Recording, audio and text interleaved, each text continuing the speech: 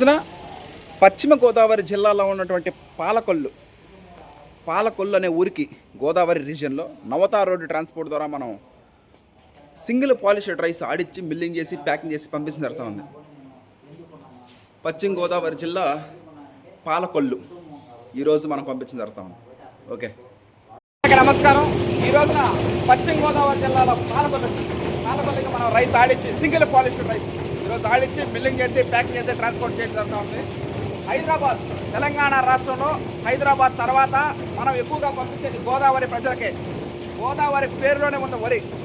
తూర్పు గోదావరి, పశ్చిమ గోదావరి, కోనసీమ ఆ ఏరియాలంతా ఫస్ట్ హైదరాబాద్. ఆ వరి వంగడం తెలంగాణ సోన వరి వంగడం క్రియేట్ చేసినటువంటి రాజేంద్ర నగర్ వరి పరిశోధనా స్థానంలో అంటే హైదరాబాద్కే ఎక్కువ టాప్ 1 పంపిస్తే నెక్స్ట్ టాప్ 2 వచ్చి గోదావరి రీజనే.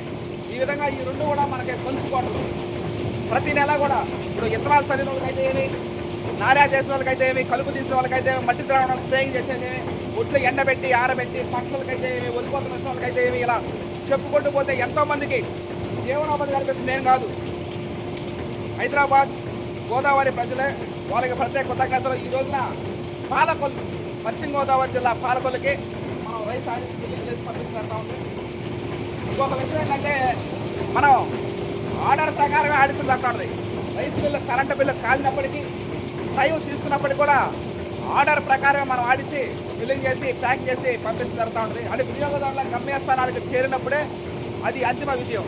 Okay, thank you.